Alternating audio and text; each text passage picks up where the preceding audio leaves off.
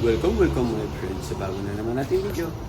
Ito ang pagpapalit ng gulong. So ito, may crack ito. Kahit makapal pa siya, we need to change it for safety. So ito ang basic na pagpapalit ng gulong ng isang sasakyan.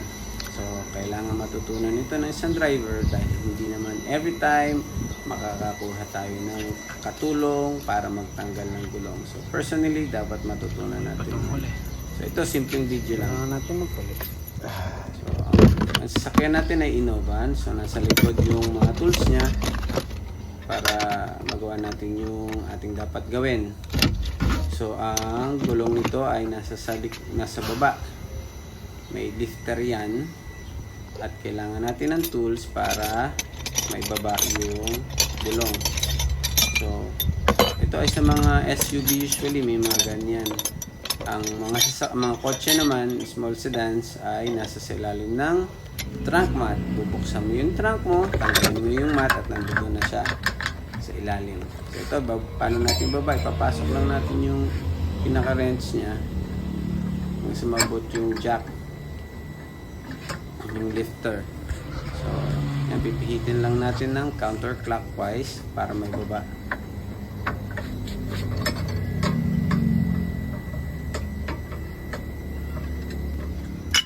So yan, nababa na natin nga ang spare tire. Check natin ang hangin. Okay naman yung hangin. Tapos ready na natin yung mga tools sa pagkakalas ng gulong. Ito, yan, mga basic na ginagamit ko. Meron akong tabla para pagpatungan ng jack, kalso, tsaka yung wrenches, yung stick rod nandoon pa. So ito, dahil medyo pababa yung garahe ko, kailangan ko ng kalso for safety reason para suportado ang ating handbrake.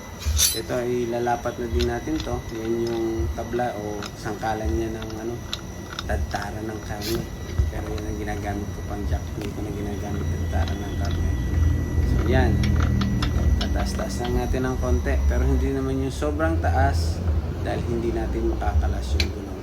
Ang pihit ng jack ay clockwise para umangat. Simulan natin magtanggal ng lug nuts.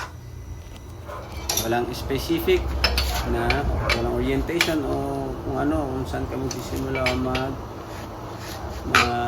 kung may may sinusunod na pattern yung walang sinusunod. So, luwagan mo lang natin yan habang nakababaan sa sasakyan. Huwag naman yung sagad na luwag, yung mapipihit lang natin. So ayan, angat na natin yung gulong kasi maluwag na din naman yung mga lug nuts.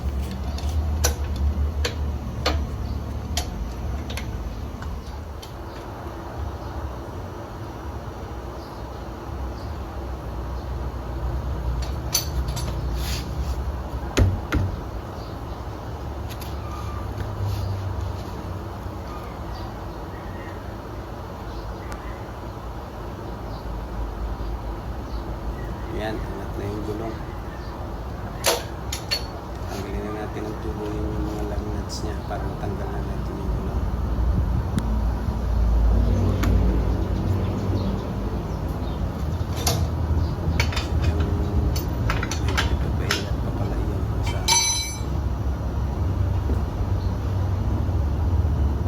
So ayan, again, walang orientation yung pagtatanggal niyan. Mag-iingat lang tayo para hindi agad tumagsak ng gulong. Minsan may nakadikit na gulong, kailangan mo talagang tadyakan.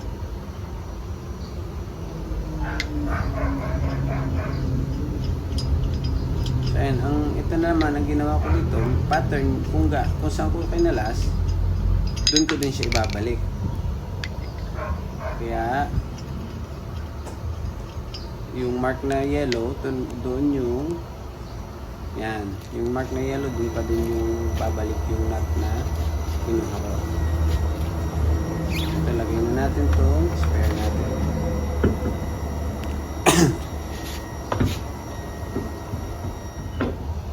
So ito yung unang tinanggal natin, so may yellow marking, doon natin siya babalik. Ito naman, ang reason ko bakit ginagawa ko to is para same thread pa din siya.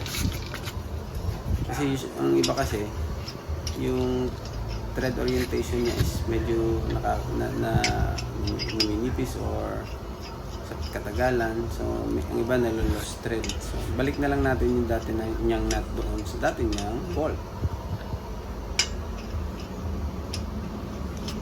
Nare-resize kasi sa katagalan. So ito naman, pag hihigpit nito, ito may orientation to. Yan, pastar ang ano usually niyan. Para yung alignment ng gulong ay siguradong bilog siya. Kasi merong makikita mo, may groove yung wheels natin. So kailangan pasok na pasok doon yung groove ng nut. Para siguradong bilog yung takbo ng gulong mo. Ito, hihigpitan lang natin ng bahagya. Pag naibaba natin, saka natin hihigpitan ng body weight.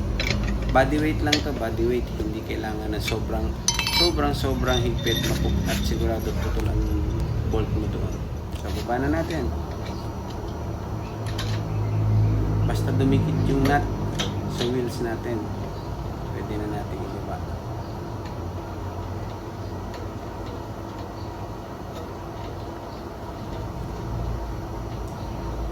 So same thing, ang paghihigpit ko niyan ay pattern star pa din. Opposite, kung yan, paghigpit ko ng isa, sa baba na yung katapat niya. Tapat niya sa taas, side to side, para siguradong lapat yung nut mo sa wheels mo.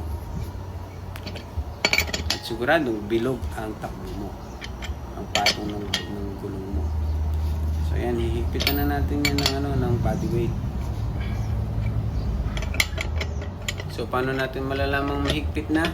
Ang iba, ang minsan tumutunog pa yan, may lumalagitik ng isa. Okay na yun, tama na yun. At ito naman, pag di ko na mapihit, okay na sa akin. So yun lang, bye bye.